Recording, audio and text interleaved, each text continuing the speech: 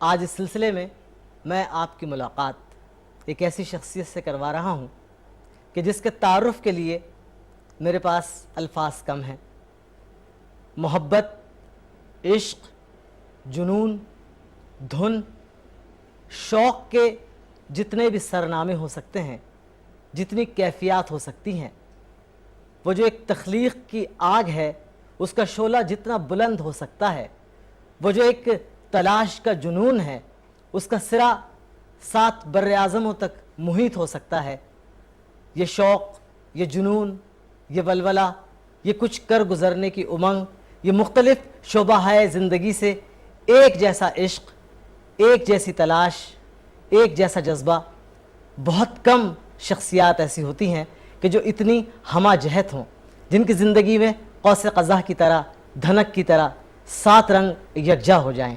آج میں ایسی ہی ایک باکمال شخصیت کے گھر میں موجود ہوں اور یہ سوچ رہا ہوں کہ میں کیا دیکھوں، کیا نہ دیکھوں، کیا محسوس کروں، کیا محسوس نہ کروں۔ میرے ہر طرف 50 برس سے زیادہ کا ایک قصہ ہے، اس قصے کے کئی انت ہیں، اس کے کئی رنگ ہیں، اس میں تصویریں ہیں، اس میں روپ ہے، اس میں خوبصورتی ہے، اس میں جمال ہے، اس میں کیفیت ہے۔ اس عجائب خانے میں، اس طرسم کدے میں آ کر انسان کھو کر رہ جاتا ہے۔ کیا کسی انسان میں اتنا نظم و ضبط، اتنا تحمل، اتنا صبر، اتنا جنون ہو سکتا ہے کہ وہ 50 برس سے زیادہ عرصے تک ایک سے زیادہ اپنے شوق کے سلسلوں کو نہ صرف یہ کہ جاری رکھے بلکہ ان کو بہتر سے بہتر بنانے کی دھن میں مبتلا رہے؟ میں صرف نام لوں گا اور آپ بہار کی ہوا کی طرح پہچان جائیں گے کہ میں ان کا نام نہ لوں پھر بھی لوگ پہچانیں کہ آپ اپنا تعارف ہوا بہار کی ہے۔ معاملہ موسیقی کا ہو، لکھنے لکھانے کا ہو، کلیکشنز کا ہو، ویڈیو لائبریری کا ہو، آڈیو لائبریری کا ہو، آواز خزانہ جو 75 برس سے زیادہ بلکہ 80 برس سے زیادہ محیط ہے آوازوں پر، ان مشاہرین کی، ان نامور افراد کی جن کا ہم نام سنتے ہیں، جن سے ہم محبت کرتے ہیں، جن کے بارے میں جاننا چاہتے ہیں، جن کی آواز سننا چاہتے ہیں، وہ سب کچھ آج اس گھر میں، اس طلسم کدے میں، اس عجائب خانے میں موجود ہے۔ لطف اللہ خان صاحب سے السلام علیکم۔ السلام علیکم۔ کیسے مزاج ہے سر؟ اللہ کا فضل۔ بہت سے لوگوں کو اشتیاق تھا جی آپ کی بات سننے کا، اور جو کچھ آپ نے 50 برس سے زیادہ عرصے میں جمع کیا ہے اس کی ایک جھلک دیکھنے کا اور سننے کا۔ ہاں صاحب، یہ جو 50 برس سے زیادہ آپ کا ہر شوق، تقریباً نصف صدی سے زیادہ کی کہانی ہے، درست۔ آپ کی کتابیں نظر سے گزری، آپ کی شخصیت کے بارے میں بہت سے لوگوں سے یہاں آنے سے پہلے گفتگو کی، ڈرتے ڈرتے کہ آپ کے بارے میں معلومات حاصل ہو سکیں۔ تو یہ جو آپ کے مزاج میں ایک پارا صفت کیفیت ہے اور ایک بے چین روح جو آپ کے وجود میں سمائی ہوئی ہے، یہ کیا ہے؟ کوئی خود کو نمایاں کرنے کی خواہش ہے، کسی احساس محرومی کا شاخسانہ ہے، یا کوئی اور جذبہ ہے؟ اگر خود نمائی مقصود ہوتی تو کوئی ایک جہت میرے لیے کافی تھی، میں اسی میں کرتا اور کرتا چلا جاتا مرنے تک۔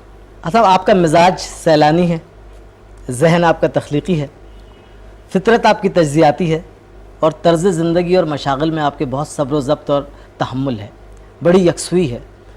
تو یہ جو متضاد کیفیات آپ کی شخصیت میں ہے، ان کو کس طرح سے مینیج کیا آپ نے؟ بھئی، یکسوئی اس کے لیے بہت ضروری ہے، دل جمعی اس کے لیے بہت ضروری ہے۔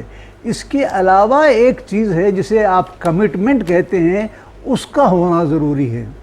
جب یہ چیزیں مل جاتی ہیں تو یہ چیزیں آپ ہی آپ بن جاتی ہیں، اس میں کوئی نیا پن، اس میں کوئی ایک ایسی عجب بات نہیں ہے۔ یہ کتابیں آپ کی 4 اب تک آئی ہیں: ہجرتوں کے سلسلے، سر کی تلاش، زندگی ایک سفر، اور تماشائے اہل قلم۔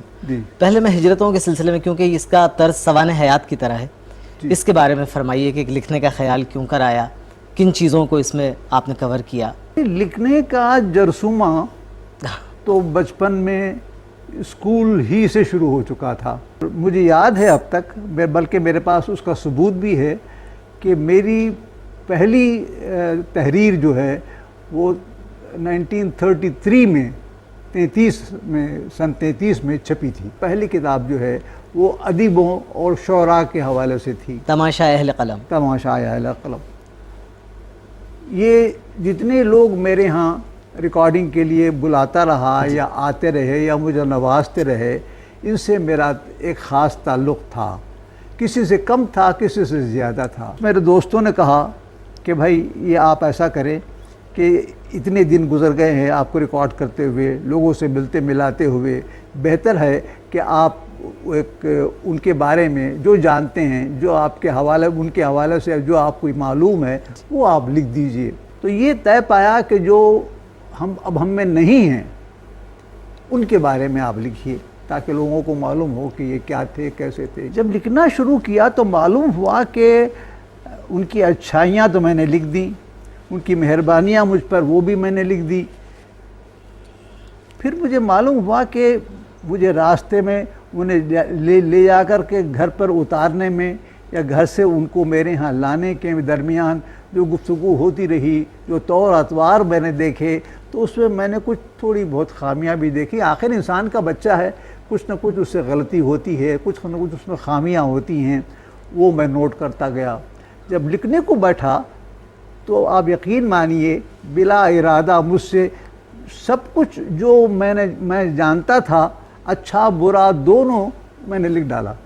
ہاں صاحب، اگلی کتاب آپ کی زندگی ایک سفر، جو 1954 میں آپ نے لندن کا سفر کیا، اس کے بعد بھی 12 جانا ہوا ہوگا، وہ سفر نامے کے بارے میں بھی کچھ بتائیے۔ سفر نامے تو آج کل بے شمار ہیں، جس میں کئی لڑکیاں ملتی ہیں، کئی رنگین واقعات ہوتے ہیں۔ ایک یہ صورت بھی ہے اس کی۔ خیر مجھے لڑکیاں ملی نہیں، مگر ملتی تو میں بھی لکھ دیتا، اس میں لکھنے میں کیا حرج ہے۔ تو جن دنوں میں گیا تھا لوگ کم جاتے تھے، یہ 1954 کی بات ہے، لوگ کم جاتے تھے۔ اب میری طبیعت کو آپ نے اگر معلوم کیا ہے یا کچھ دیکھا ہے تو آپ کو اندازہ ہوگا کہ مجھ میں ایک بری لت یہ ہے کہ میں ہر چیز کو سنبھال کر کے سینت کر کے رکھتا ہوں۔ جی ہاں، وہ تو چاروں طرف نظر آ رہا ہے۔ یہ ہے مجھ میں۔ میں نے اسٹیٹ بینک کو درخواست دی کہ بھئی آپ مجھے منظور کریں، تو وہ درخواستیں اور دستاویزات میرے پاس ہیں۔ ٹکٹ خریدا وہ میرے پاس ہے۔ لندن یورپ پہنچا، جس ہوٹل میں ٹھہرا اس کا بل میرے پاس موجود ہے۔ کھانا کھایا، یہ چیز کھائی، اس کا موجود ہے۔ اس تھیٹر میں گئے، اس کا ٹکٹ موجود ہے۔ بس میں بیٹھے، اس کا ٹکٹ موجود ہے۔ تو میں اتنا سارا وہاں سے ڈھیر سارا پلندہ لے کر کے یہاں آ گیا، اور یہاں آ کر کے میں نے اس کو یہ ٹکٹس پر اور فلاں پر کلاسیفائی کر کے اس کی ایک فائل بنا کے رکھ دی۔ اللہ خیر صلی اللہ۔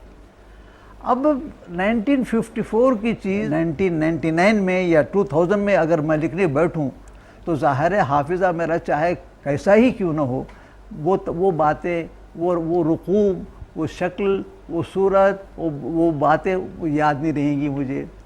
تو وہ میں نے فائل نکال لی، اور اس سے ریفرنسز ذہن میں آئے، اس کے ریفرنسز سے میں نے لکھے۔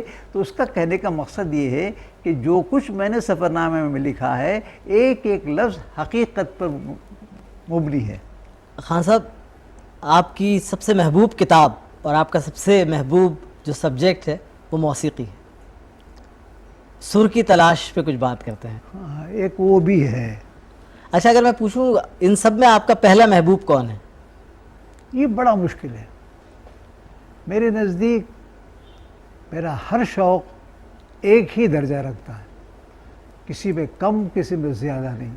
خان صاحب، یہ فرمائیے کہ موسیقی کا انسانی زندگی سے کیا تعلق ہے، اور آپ جو سر کی تلاش میں گزشتہ کئی برسوں سے سرگرداں ہیں، اور آپ نے بڑی خوبصورت بات بھی لکھی ہے کہ اگر کوئی مجھ سے پوچھتا ہے سر کی ڈیفینیشن کیا ہے تو میں پوچھتا ہوں بھئی حلاوت کی ڈیفینیشن کیا ہو سکتی ہے، یا کسی اور تلخی کی کیا ہو سکتی ہے۔ درست۔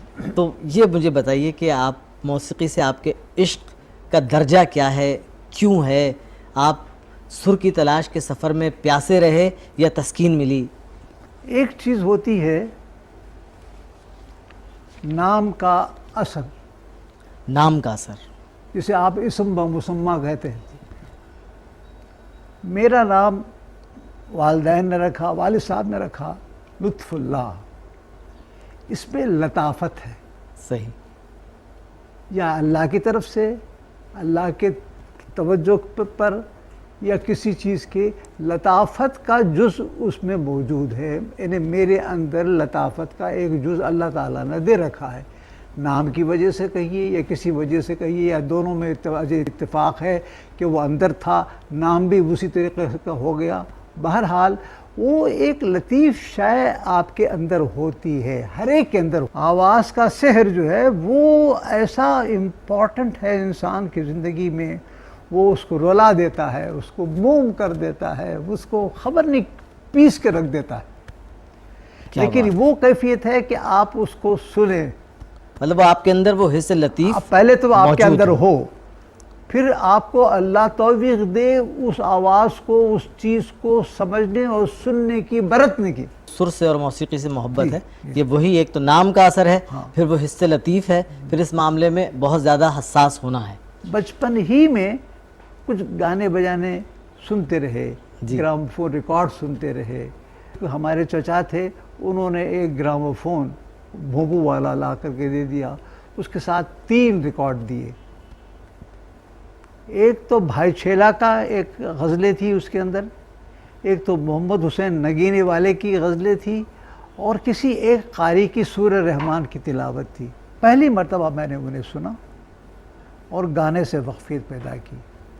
پھر اس کے بعد کسی اور نے، میرے رشتہ داروں سے اس کو شوق ہے لا کے دو، تو انہوں نے خبر نہیں کیوں انہوں نے کلاسیکل موسیقی کا ایک ریکارڈ لا کے دے دیا مجھے. ایک طرف نارائن راؤ ویاس تھا اور دوسری طرف ونائک راؤ پٹھ وردھن تھا. کیا کہنے، یعنی فطرت لالے کی ہنا بندی خود کر رہی تھی. ہاں پورے. اب وہ میں نے سنا تو یہ ان سے مختلف معلوم ہوا اور اچھا معلوم ہوا. میں نے کہا بھی یہ سننا چاہیے. وہ دن شروع ہوا میرے کلاسیکل موسیقی کی طرف راغب ہونے پر، ورنہ آواز سے، گانے سے تو شوق تھا ہی، لیکن ذرا سا درجہ بندی اس کی یوں ہوئی کہ اس ریکارڈ نے مجھے اس کو، اور آج تک یہ شوق جاری ہے. آج تک میں اب تک اس سے مطمئن بھی ہوں، خوش بھی ہوں، اور میں سمجھتا ہوں کہ اللہ کی دین ہے مجھ پر کہ مجھے اس سے سننے کا موقع، سمجھنے کا موقع اور خود کچھ کرنے کا موقع دیا. آپ جس وقت یہ اپنی آڈیو خزانہ بنا رہے تھے، بلکہ اب تک یہ سلسلہ جاری ہے، تو اس وقت ذہن میں کیا تھا؟ یہ صرف ایک شوق تھا، یا یہ تھا کہ اس سے آپ کمرشلی بھی فائدہ اٹھائیں گے، یا یہ کہ یہ جو آپ کے پاس آواز خزانہ ہوگا آنے والے دنوں میں لوگوں کے لیے بھی ایک اثاثہ ثابت ہوگا؟ اس کا بنیادی محرک کیا تھا؟ ایک بات آپ سن لیجئے گا کہ اس میں کمرشل کا سی نہیں ہے. میں نے اس پہ خرچ ہی کیا اور کام ہی کیا، وقت گزارا میں نے اس پر، لیکن اسے آج تک کمرشل نہیں کیا. اس کا شوق تو ایسا ہوا، یہ نہیں کہ میں دل میں خیال آیا کہ بھئی آڈیو لائبریری کہیں نہیں ہے تو مجھے آڈیو لائبریری کرنا چاہیے، یہ بات نہیں ہے. ایک بڑی سی معمولی بات ہوئی کہ ایک پہلی مرتبہ ہندوستان پاکستان میں tape recorder, commercial tape recorder import ہوا. سن کیا ہے خان صاحب؟ یہ 51 میں، 51 جون 51. جن صاحب نے امپورٹ کیا تھا وہ میرے کلائنٹ تھے، ٹیپ ریکارڈر. ہاں جی. انہوں نے کہا کہ بھئی یہ خان صاحب ایک نئی چیز آئی ہے، آپ آگے دیکھ لیجئے. چنانچہ میں گیا، ان کے پاس وہ چیز صاحب نے رکھی تھی. میں نے کہا بھی اس کا کوئی لٹریچر وغیرہ ہے؟ کہہ لے کہ لٹریچر ایک پیمفلیٹ ہے، میں آپ کو دیتا ہوں. میں نے پڑھا اس کو تو مجھے بہت اچھا معلوم ہوا کہ آپ ریکارڈ کیجئے اور فوراً سن بھی لیجئے. مجھے خیال آیا، اس وقت میری والدہ حیات تھی، اللہ انہیں جنت نصیب کرے. مجھے خیال آیا کہ اگر میں اماں کی آواز کو ریکارڈ کر لوں تو کل جب وہ خدا نخواستہ ہم میں نہیں رہیں گی تو ہم سب بیٹھ کر کے ان کی آواز کو سن سکتے ہیں. اور گھر آ کر کے اسی شام کو، یہ 29 جون 1951 کا واقعہ ہے، پہلی ریکارڈنگ. تو پہلی ریکارڈنگ میں نے اماں کو بلا کر کے، بھائی کو، بھاوج کو، بیوی کو، بچوں کو بٹھا کر کے میں نے بات چیت کی. یہ میرا پہلا تجربہ تھا، یہ مجھے یقین نہیں تھا کہ اس کا رزلٹ آئے گا بھی نہیں آئے گا بھی. تو میں نے وہ رکھ دیا، کہہ لے کہ بھی سب گفتگو کرو. وہ ریکارڈنگ آج بھی میرے پاس محفوظ ہے. پہلی اہم پرسنالٹی جس کو آپ نے ریکارڈ کیا؟ دیکھیں صاحب، ریکارڈنگ میرے ہاں کئی طریقوں سے ہوتی ہے. جی. ایک تو یہ کہ میں ریڈیو سے لفٹ کرتا ہوں. ٹھیک. آف دی ایئر لفٹ جسے کہتے ہیں، آف دی ایئر اس کا ٹرم ہے. جی. تو وہ میں لفٹ کرتا ہوں. ایک وہ ہے کہ کسی کے ٹیپ کو لا کر کے ٹیپ کی نقل کر لیتا ہوں. ٹھیک. تیسری صورت یہ ہے کہ کسی کو بلا کر کے پرسنل لائیو ریکارڈنگ جسے کہتے ہیں، آپ کو بٹھا دیا، مائکروفون سامنے رکھ دیا اور آپ سے گفتگو کروا لی، ریکارڈ کیا. یہ 3 طریقے تھے. اچھا، اس میں ایک جگہ یہ بھی آیا کہ آپ گفتگو والا فارمیٹ کم ہوتا تھا، بلکہ آپ اس شخصیت کو بٹھا دیتے تھے کہ اپنے بارے میں جو گفتگو کریں. جی ہاں، یہ سلسلہ تھا. کیونکہ میں نے کبھی کسی سے فرمائش نہیں کی. میں سمجھتا ہوں کہ کسی کو فرمائش کر کے اس سے کہلوانا یا گوانا یا اس کے ساتھ اس کی ادائیگی جو ہے اس سے ہو، یہ میرے لیے نامناسب ہے. اس کا اپنا کریشن ہے، وہ بہتر جانتا ہے کہ میں کیا پیش کر سکتا ہوں. تو میرے ذہن میں یہ بات ہے کہ اگر آدمی کے ساتھ سوال جواب نہ ہو، یا کوئی اس کا محرک نہ ہو، یا اکسانے والا نہ ہو، یا واہ واہ کی صورت میں یا کوئی فیڈ بیک نہ ہو، تو پھر بھی وہ اسی ایکسائٹمنٹ اور شوق سے ریکارڈ کراتا ہے. سوائے چند کے. مگر بات شعراء میں، خاص طور پر ادیبوں میں نہیں، شعراء میں وہ چاہتے تھے کہ فیڈ بیک جب تک نہ ہو ہم اپنا کلام پیش نہیں کر سکتے. یہ چند ایک تھے. میں نے کہا صاحب اس کو ٹالریٹ کر لیجئے. ہاں صاحب، بر صغیر کے جو مشاہرین آئے ہیں ان میں چیدہ نام بتائیے، کچھ لوگ جو آئے ہیں آپ کے اسٹوڈیو میں اور ریکارڈنگ کروائی ہے. یہ مشکل ہے میرے لیے کہنا، کیونکہ یہ ایک طویل فہرست ہے. شعراء میں کوئی 800 شعراء ہیں، میں کس کا نام لوں؟ میں ادیبوں میں 500-600 ہیں، ان کے گانے والوں میں کئی لوگ ہیں.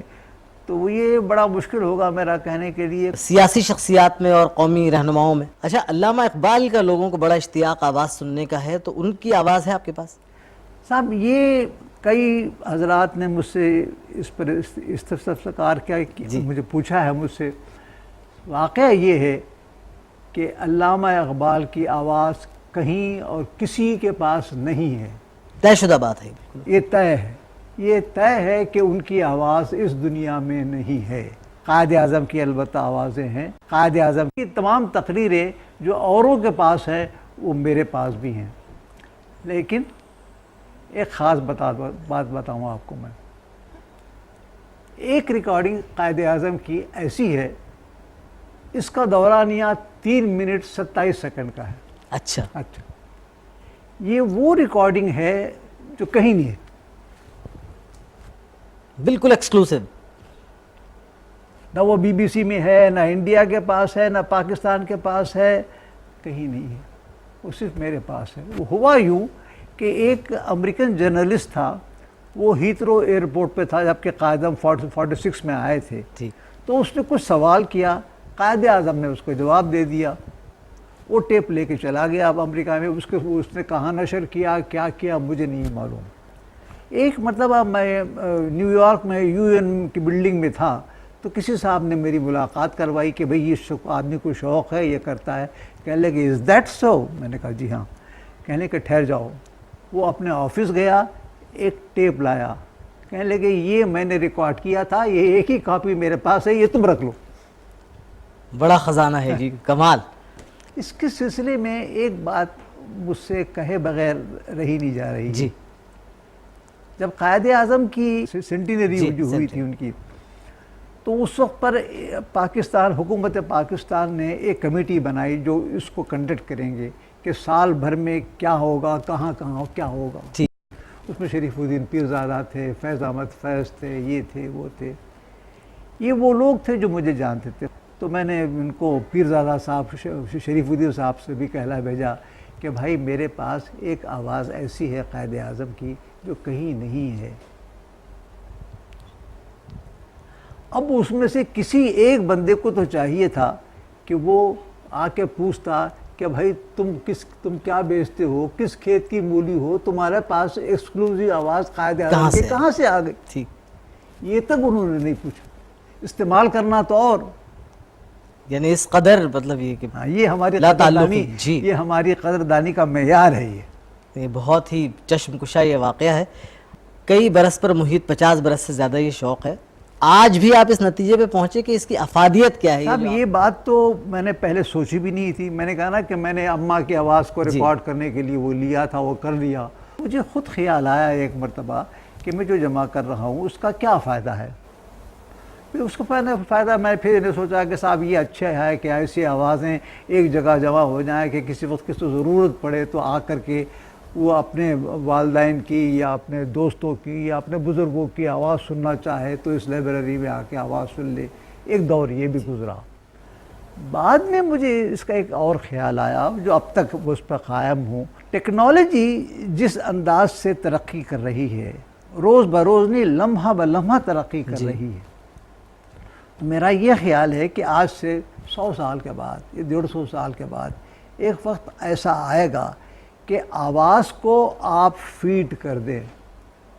سامنے کی اسکرین پر جو آواز کرنے والا ہے اس کا ایک ہلکا سا ہیولا آ جائے گا، قائد اعظم ٹھیک مونوکل کے ساتھ ان کی تصویر دبلی پتلی آ جائے گی، اور اس آواز سے ایک اور بات معلوم ہوگی کہ یہ آدمی 78 سال کی آواز ہے، 78 عمر والے کی یہ آواز ہے، اور ساتھ یہ بھی معلوم ہو جائے گا یہ کینسر زدہ آواز ہے.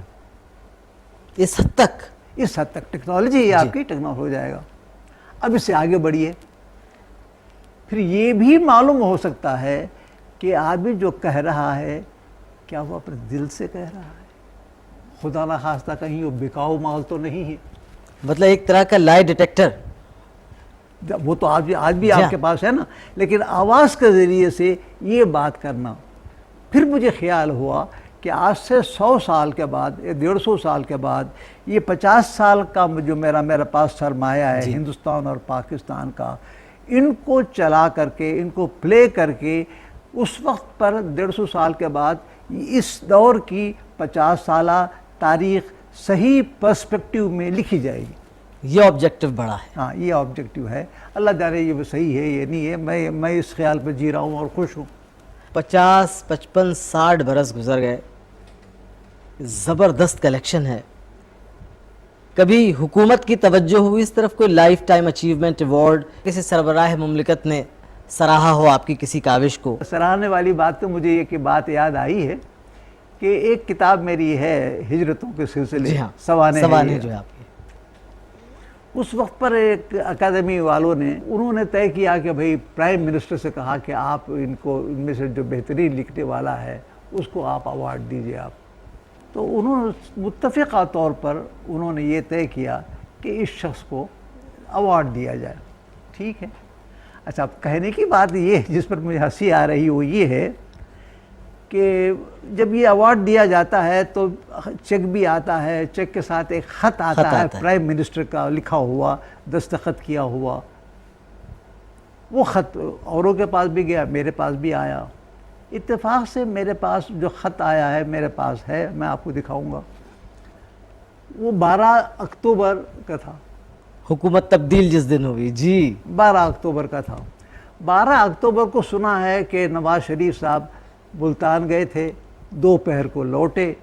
دوپہر سے لے کر کے 4 بجے تک گرفتار ہونے تک، 4:30 4:30 بجے گرفتار ہونے تک 2-3 گھنٹے ان کے پاس رہ گئے تھے.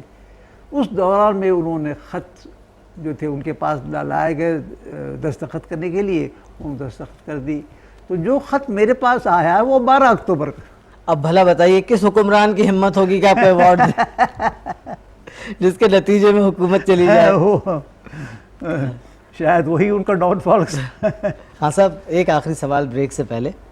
اب تک جو شوق رہا، عشق رہا، جنون رہا، جو کچھ کیا، اب جب کہ ظاہر ہے ہر انسان کی واپسی کا سفر ہوتا ہے، اللہ کرے آپ کو ہماری عمر بھی لگ جائے، مگر بہرحال سفر تو ہے واپسی کا. ریگریٹس ہیں، شرمندگی ہے، اطمینان ہے، یا ایک بے چینی ہے؟ بے چینی تو ہرگز نہیں. ٹھیک. اطمینان یوں ہے کہ اگر یہ اطمینان یہ خوشی حاصل نہ ہوتی تو میں کب کا مر چکا تھا. یہ خوشیاں ہیں، یہ اطمینان ہے، یہ حصول ہے جس کی وجہ سے میں سمجھتا ہوں، میں رکھنے والا تو وہ ہے، لیکن میری اپنی سمجھ میں میری زندگی کا راز یہی ہے کہ جو اب تک گھسٹتا جا رہا ہوں، اللہ جانے کب تک چلے خزائے.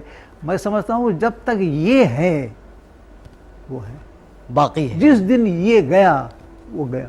لطف اللہ خان صاحب، میں آپ کا بہت شکر گزار ہوں. اس وقت میں لطف اللہ خان صاحب کے ساتھ آڈیو اور فوٹوگرافک سیکشن میں موجود ہوں. اس لائبریری کا، اس حیرت انگیز لائبریری کے بارے میں خان صاحب سے بات کرتے ہیں. خان صاحب یہ کتنے حصوں پر مشتمل ہے آپ کی آڈیو لائبریری؟ یہ لائبریری کے 6 شعبے ہیں. اس آڈیو لائبریری کے 6 شعبے؟ 6 شعبے ہیں جی. ایک شعبہ تو وہ بدنام موسیقی کا ہے جی. اور دوسرا اردو ادب کا ہے. ٹھیک، ایک موسیقی کا، ایک اردو ادب کا، اور تیسرا مذہب اسلام پر. اچھا. چوتھا تقاریر پر ہے، یادگار شخصیات کی تقاریر پر ہے. اور 5واں حصہ کچھ تعلیمات پر ہے. چھٹا حصہ کچھ ہے. اس قسم سے 6 شعبے ہیں. اور ہر شعبے کے ذیلی صیغے ہیں. مثال کے طور پر موسیقی کا شعبہ اگر لیں تو ایک صیغہ ہے اس کا کلاسیکی موسیقی کا.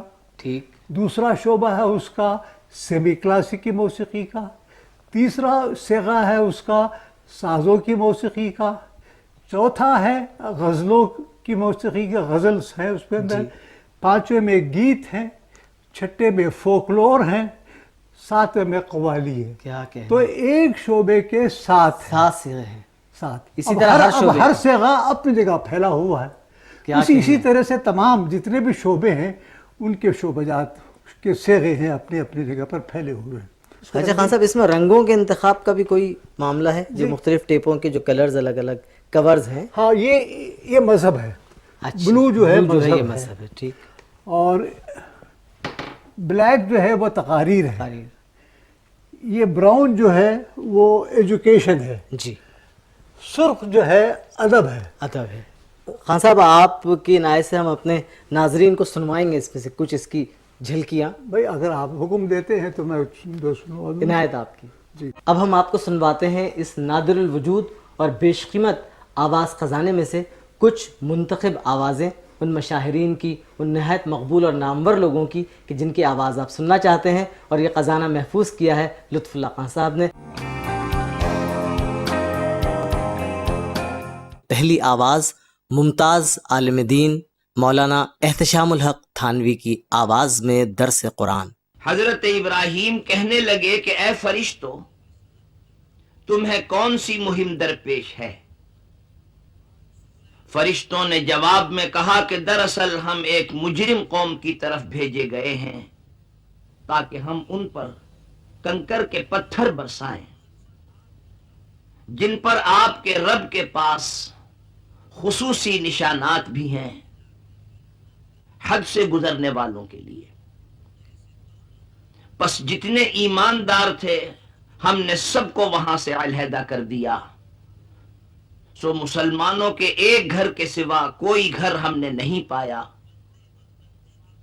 اور ہم نے اس واقعے میں ان لوگوں کے لیے عبرت رکھ دی جو دردناک عذاب سے ڈرتے ہیں. اور اب ہم آپ کو سنوا رہے ہیں ایک بہت ہی تاریخ ساز آواز حضرت بہزاد لکھنوی کی، ان کے ترنم میں نعت بحضور سرور کونین. مدینے کے ماہ کمال اللہ اللہ، مدینے کے ماہ، مدینے کے ماہ کمال اللہ اللہ، مدینے کے ماہ، ماہ کمال اللہ اللہ، ہر ایک شے میں عکس جمال اللہ اللہ، مدینے کے ماہ، ماہ کمال اللہ اللہ. اور اب جو آواز سنیں گے، بر صغیر میں شجر و حجر، پتے پتے، بوٹے بوٹے اور ہر انسانی سماعت نے اس آواز کا جادو قبول کیا. یہ آواز ہے نواب بہادر یارجنگ کی، ان کی آواز میں دعا. حرام محمد کو اپنا جلوہ دکھانے والے، تاروں اور چاند کے ڈوبنے میں اپنی توحید کا ابراہیم کو درس دینے والے، علی کے عزائم کو توڑ کر اپنا یقین اس کے دل میں پیدا کر، فاطمہ کے چکی پیسنے والے ہاتھوں پر رحمت نازل کرنے والے، ان کے مشک اٹھانے والی پیٹھ پر رحمت نازل کرنے والے، ان کے لال کے کٹے ہوئے حلقوم پر اپنی رحمت نازل کرنے والے، ہم تیرے گناہگار بندے ایک مرتبہ پھر تیری بارگاہ میں حاضر ہیں. ہمیں اعتراف ہے اپنے گناہوں کا، ہم تسلیم کرتے ہیں اپنی خطاؤں کو، ہم تجھ سے چھوٹے اس لیے دنیا ہم سے چھوٹی. پروردگار، ہم اب تیری طرف رجوع کرتے ہیں، ہم وعدہ کرتے ہیں اور تیرے حبیب کو تیرے نزدیک طفیل اور واسطہ قرار دے کر تجھ سے امداد چاہتے ہیں کہ تو ہمیں توفیق عطا فرما کہ ہم اپنے وعدے پر ثابت قدم رہیں۔ رنگ و خوشبو کے حسن و معنی کے جتنے ہیں تم سے استعارے ہیں، فیض صاحب کی مدھم سلگتی دل میں اترتی آواز۔ ذکر پھر کیجیے اس گوشہ تنہائی کا جس میں ہر لہجہ بپا رہتی ہے ایک محفل لطف، جس میں ہر لہجہ بپا رہتی ہے ایک محفل لطف، منزل نغمہ گراں خانہ شیریں سخنا، سر بسر منبع سو لطف ہے یہ منظر لطف۔ لطف اللہ خان صاحب کے آواز خزانے سے نون میم راشد کی آواز، اب کہاں یہ آواز۔ اگر یہ کہا جائے کہ میں نے نئے معنی پہنائے ہیں تو یہ فرض کرنا پڑتا ہے کہ پہلے کبھی پرانے معنی بھی پہنائے تھے۔ میں نے غالباً پہلی دفعہ 2-3 نظموں کی کچھ تشریح کی تھی، وہ ایک مصاحبہ یا انٹرویو تھا جو امریکہ میں بعض طالب علموں کی خاطر میں نے دیا تھا، تو انہوں نے جس طرح سوال کیے، انہوں نے نظموں کی تشریح چاہی، میں نے وہ کر دی۔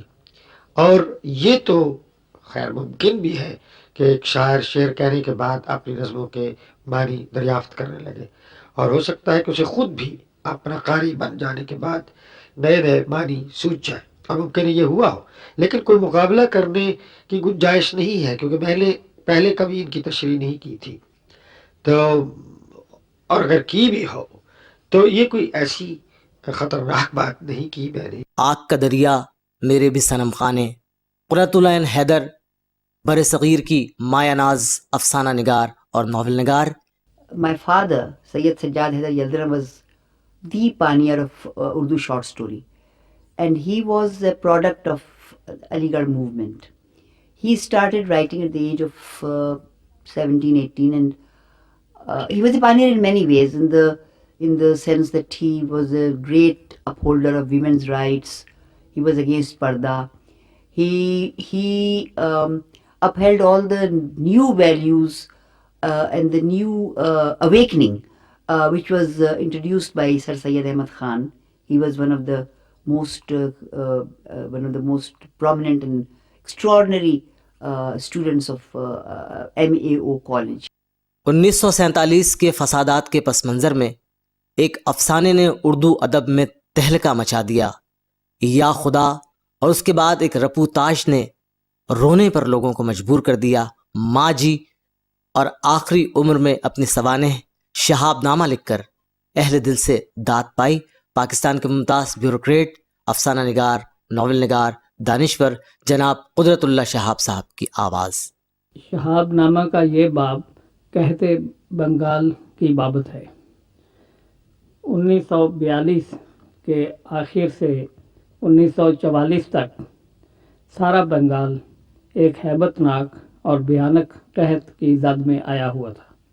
بھوک سے سسک سسک کر جان دینے والوں کی تعداد دوسری جنگ عظیم میں مرنے والوں کی تعداد سے بھی کہیں زیادہ تھی۔ قحط کے ساتھ ساتھ سمندر میں بھی جوش آیا اور مغربی بنگال کے ساحلی علاقوں میں جوار بھاٹے کی ایک عظیم لہر سائیکلون کے دوش پر سوار ہو کر کئی میل تک خشکی میں در آئی اور بے شمار بستیوں، انسانوں اور مویشیوں کو خس و خاشاک کی طرح بہا کر سمندر کی تہ میں لے گئی۔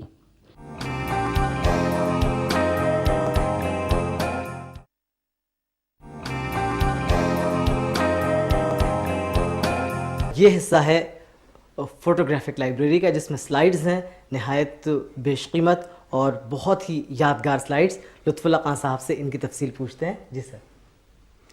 صاحب یہ سب میں نے آپ سے عرض کیا کہ اس کے اندر سلائیڈ ہیں جی، اور بڑی سائز کے سلائیڈ ہیں۔ جناب، جب میں بڑی سائز کرتا ہوں تو واضح طور پر ان کا سائز ہے 2¼ 2.25 انچ 2.25 انچ کا اسکوائر سائز ہے اس کا۔ ان کو بھی ہم نے کلاسیفائی کیا ہوا ہے اس انداز میں کہ اس میں ٹریولنگ کا ہے، جی، اس میں شخصیات ہیں، اس میں دوست احباب ہیں، اس میں ذاتی ہیں، باہر کے ہیں، انٹرسٹ کی بہت ساری چیزیں الگ الگ کلاسیفائی ہو کے رہ گئی ہیں، جیسے کہ آڈیو لائبریری میں کلاسیفیکیشن ہوا اسی ہے، طرح اس میں، جی، اسی انداز کا یہ ہے۔ اب مثال کے طور پر جو ہم گفتگو کر رہے ہیں تو آپ کے سامنے یہ ہے، یہ ادیبوں کا ہے، جی ہاں، موسیقاروں کا ہے، شعراء کا ہے، دانشوروں کا ہے، اس قسم کے ہیں. یہ ہے، اس کے اندر 30 سلائیڈ ہیں، اس میگزین میں 30 سلائیڈ بیٹھتے ہیں. اب میں ایک رینڈم نکالتا ہوں، خبر نہیں کون ہے اس کے اندر. دیکھتے ہیں. یہ انڈیا کے ڈاکٹر خلیق انجم. ڈاکٹر خلیق انجم، یہ انڈیا کے انجمن ترقی اردو کے سیکرٹری ہیں. یہ اداروں میں، پرائیویٹ اداروں میں، آفیشیل اداروں میں صورتحال یہ ہے کہ ان کے پاس آوازیں یا تصاویر جی صرف پاکستانیوں کی ہیں، اور ہونا چاہیے. یہ ان کا ایک پیٹرنزم کا یہ انداز ہے ان کا. جبکہ اس میں بر صغیر کے ہیں، اس میں بر صغیر کے، ہندوستان کے بھی ہیں، پاکستان کے بھی اس لحاظ سے منفرد ہے یہ بالکل. ہاں، اس لحاظ سے یہ جامع ہے، جی، منفرد بھی ہے، اور یہ جامع جامع بھی ہے. اس لیے کہ جب تک کہ موسیقی میں، شاعری میں، ادب میں ہندوستان کا تذکرہ نہیں کیا جائے گا، اس وقت تک بر صغیر کی بات جامع نہیں ہو سکتی، جامع نہیں ہو پاتی. کیونکہ موسیقی ان کے ہاں بھی ہے، ہمارے یہاں بھی ہے، اردو ان کے ہاں بھی ہے، ہمارے یہاں بھی ہے، اسلام وہاں بھی ہے، اسلام یہاں بھی ہے. تو اس میں ایسی کوئی تخصیص نہیں کی ہے میں نے جمع کر لیا ہے. لیکن اب میں آپ سے عرض کر دوں، اب ان حالات کو دیکھ کر کے، مسلم کشی کی صورت دیکھ کر کے، مسلم دشمنی کا ان کا رنگ دیکھ کر کے، اب میرا ارادہ بھی ڈاواڈول ہو رہا ہے. وہ جو ایک غیر متزلزل عقیدہ تھا کہ فنون لطیفہ اور فنکار اور دانشور تقسیم نہیں ہو سکتے، نہیں رہا. جی، اب وہ نہیں رہا. آپ کو سن کے تعجب ہوگا، غلط ہے، میں مانتا ہوں. جی، پہلے تو یہ تھا کہ ہم کہتے تھے بھائی یہ انڈین لوگ ہیں، یہ پاکستانی ہیں. انڈیا میں بندو خان بھی تھے، رجب علی خان بھی تھے، امیر خان بھی تھے، مسلمان اس میں بھی تھے. اب میں یہ نہیں کر رہا ہوں. اب جو میں ٹرانسفر کر کے ڈیجیٹل کر رہا ہوں، وہ افسوسناک پہلو اس کا یہ ہے کہ میں نے اس میں لکھا ہے مسلم آرٹسٹ یہ ہیں، نان مسلم آرٹسٹ یہ. یہ بھی ایک آئرنی آف دی سچویشن ہے. آئرنی آف سچویشن ہے. میں مجبور ہوں، مجھے افسوس ہے اس کا، مگر میں سمجھتا ہوں کہ اس سے اور کوئی طریقہ چارہ نہیں ہے کوئی. چارہ. کسی بھی لائبریری کے لیے جو رہنما کا کردار ادا کرتا ہے کہ کس ترتیب سے کتابیں رکھی گئی ہیں، کیا نشست و برخاست ہے، کیٹلاگ جتنی خوبصورتی کے ساتھ مینیج کیا گیا ہوتا ہے اور جس ترتیب کے ساتھ، اس سے صاحب لائبریری کے ذوق کا، اس کی مہارت کا پتہ چلتا ہے. خان صاحب سے بات کرتے ہیں اس کیٹلاگ پر. یہ انسٹرومنٹ کا یہ ہے کمپیوٹرائز کیٹلاگس ہیں. ایک میں تو یہ ہے آرٹسٹ وائز ہے، ایک کیٹیگری وائز ہے، انسٹرومنٹ وائز ہے، میلوڈی راگ وائز ہے، تال وائز ہے، نیشنلٹی وائز ہے، ہر ایک میں. اچھا، ایک کمپیوٹر کو آپ دیکھیے گا، اس کا لے آؤٹ، اس کی بائنڈنگ، اس کا پریزنٹیشن بہت ہی دیدہ سے باہر والوں سے کم نہیں ہے اس کا. میں نے اس کو ایک آئٹم کے 4 حصے رکھے ہیں.